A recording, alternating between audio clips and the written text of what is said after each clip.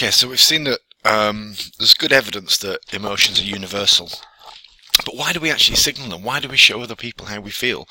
I mean, it's kind of a weird thing, isn't it? I mean, if anybody knows anything about poker, the card game, you'll know that one of the really important things is not to show what your hand is through your face. So if you get a great hand and you go like that and pull a kind of grin, and everybody knows you get a great hand, so everybody's going to fold. You're not going to get any money.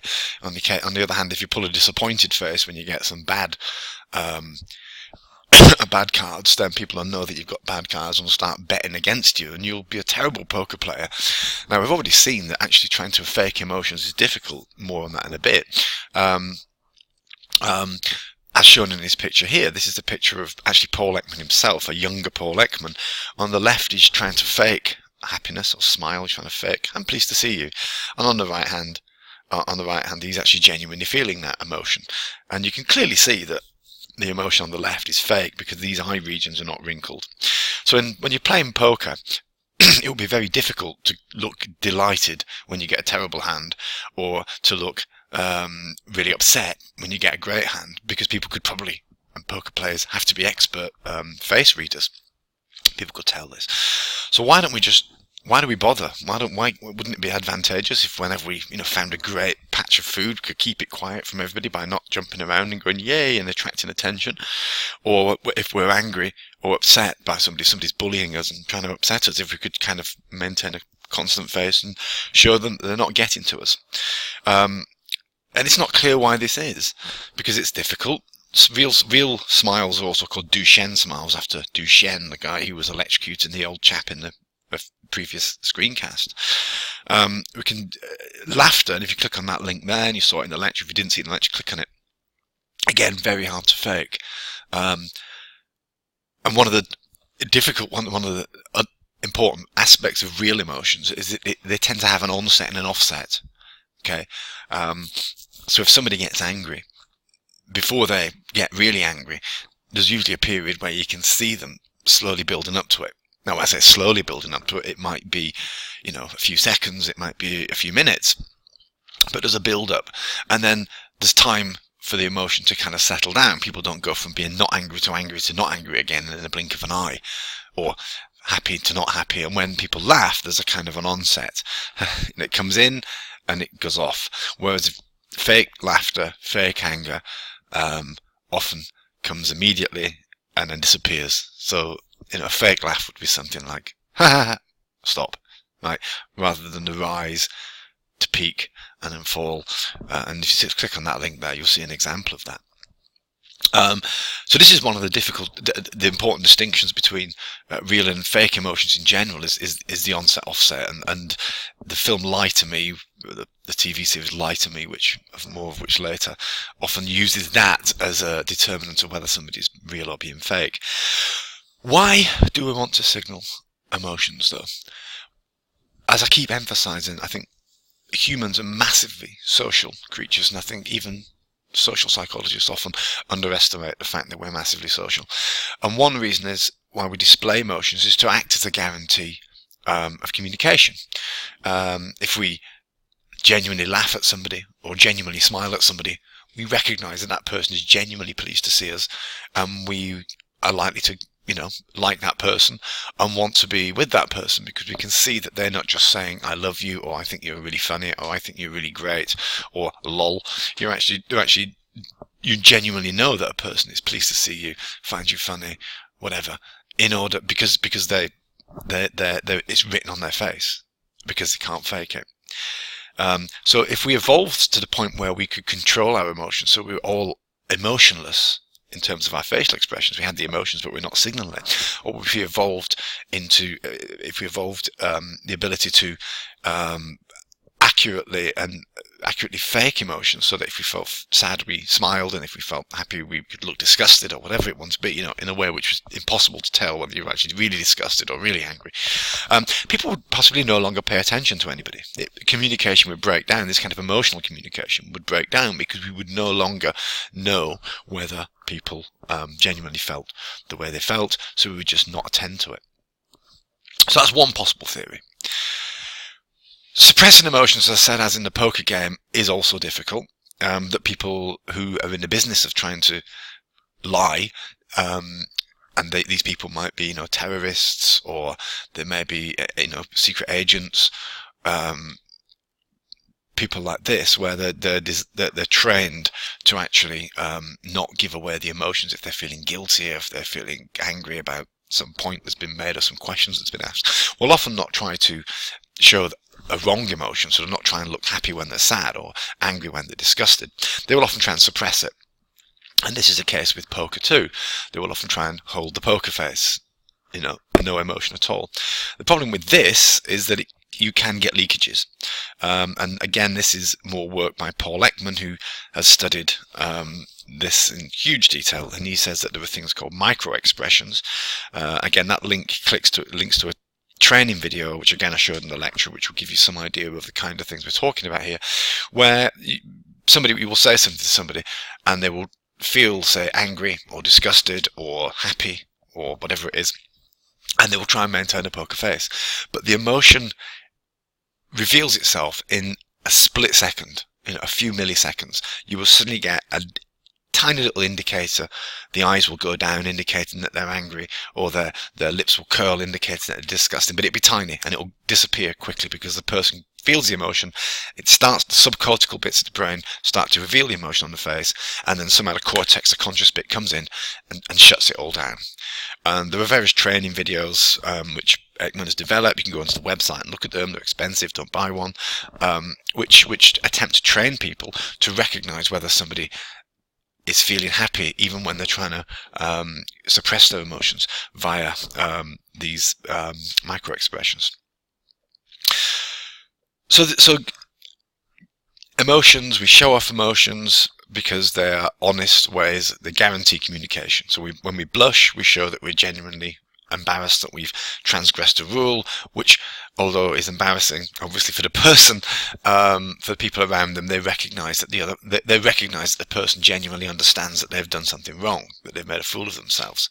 These are called honest signals. Rage are about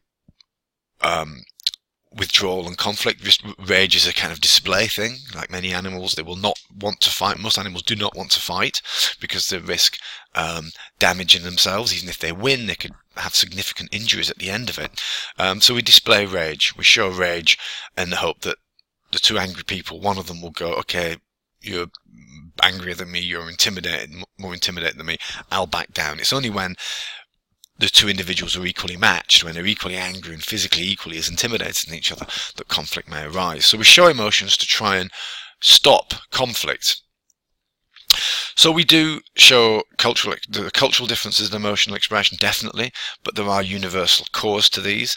There are also display rules which determine whether it's appropriate or not to display emotions under which context, which vary from culture to culture. But underlying these are basic core emotions as discovered by Ekman, the basic 6, plus probably quite a lot of others.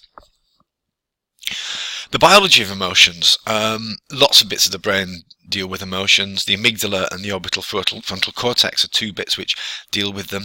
The amygdala is the kind of subcortical part of the emotion, which I've talked about a lot, and obviously other parts too of the brain which do this.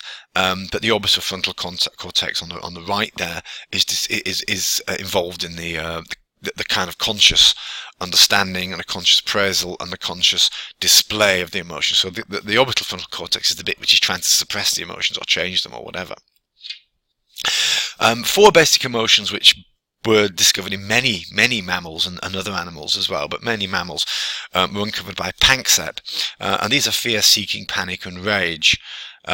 Fear is obviously when it's a fight or flight response.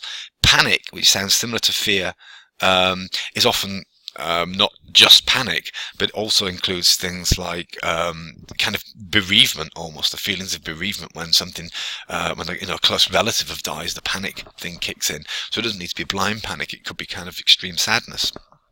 Rage, obviously we've talked about there, that's anger, usually as a result of our goals being thwarted. We want to do something, we can't do it, we get angry. Okay, and seeking is an interesting one. This is the pleasure that you feel when you're chasing something. So in many animals and predators, seeking will be the thrill of the hunt. When you're chasing down a prey animal, seeking kicks in, and seeking is a silent emotion. You know, when it always annoys me on films where you see a dinosaur in a kind of dinosaur type film, or some alien organism in Doctor Who, and that alien organism is a predator, and that predator is about to kill another animal or human. The way that it's represented is that the dinosaur is usually going, ah, the monster, making vocalizations. This is not what animals do when they're predating on other animals. When one animal is trying to kill another animal for food, they do it silently, right? If you ever watched lions, dogs, whatever, bringing down prey, they don't make a big racket about it. They don't want to tell anybody that it's happening. They want the silent kill. When you see animals doing a thing, that's a social communicational aspect of emotion. They're trying to signal, back down, back down. So when a dog growls at you, it doesn't want to eat you. It's in competition with saying, don't mess with me, and it's displaying its anger to you in order for you, so you'll back down rather than engage it in a fight, because it doesn't want to fight you, because it might risk damage. It'd rather you just left. Okay, but when if an animal is preying on you, it won't chase you barking. It will chase you silently and kill you silently. So seeking is involved in foraging, curiosity, interest, craving, and predation. The hypothalamus is involved, the striatum is involved, dopamine is a pleasurable thing. If you think of humans, such tracking down something on eBay, that's seeking, that pleasure of trying to get that bargain, or going shopping, looking for something like that, playing a computer game where you're trying to find the enemy, whatever it happens to be, that's seeking, that kind of real absorbing kind of interest, heavily focused, very pleasurable. Dopamine's involved. Involves the striatum, and rats with electrodes in the striatum, which is part of the reward center, will keep pushing the bar until they basically fall over, and then when they wake up after asleep, they will carry on, showing that this sensation of reward is extremely important. Rage, we already discussed it, but it's basically a mode to fight, but we display rage. And rage often comes from things like thwarted goals, cheating, and betrayal, which are all about rewarded goals. So if you're seeking, if you fail to get that deal on eBay after hunting it down for several hours, you will often get quite cross. Okay, that's because your seeking goals were frustrated at the end. And as I mentioned, rage involved displays of submission. So the displays and can be reduced if you show that you're sorry, that you show that you submit to the other person, and that often leads to conflict being averted. Neurobiology of rage involves a number of areas. Don't really matter. Paraqueductal grey region, hypothalamus, and the amygdala. These are the kind of subcortical bits. The orbital frontal cortex is involved in its control. So if you feel angry, but it would be absolutely inappropriate to display that anger. So if you get angry and there's people watching you that you value and you don't want them to think you're a nutter, you can to some extent control that, moderate it, and you can decide whether you want to display it or not. So there is cortical control, although obviously if rage gets too much, then it becomes increasingly hard to control yourself. And obviously people vary in self-control, the ability to control their own emotions. So the orbital frontal cortex is implicated in rage, and Phineas Gage, the famous guy who got the big metal bar through his head, it was the orbital frontal cortex that got damaged, and this made it very difficult for him to control his emotions. So he started a very passive person, but following his injuries, he became increasingly aggressive because this part of his brain was damaged, and his rage was guided more by the subcortical regions, and he found it very difficult to moderate his behaviour in a way that he did before, because this part of the brain was damaged. Decisions to punish wrongdoers versus accidental wrongdoers, so we make decisions about that. So we work out intentions. If we think that they were deliberately doing it, we'll become rageful. If it thought it was an accident, then we will go, okay, fair enough, I won't become angry. So it's moderated by perception. And moral problems, such as stuff studied by Josh Green, again, is involved in rage. If we believe that somebody's morally transgressed a particular moral principle, that might lead to rage. If they did it accidentally, then it might not do. And more on love in the next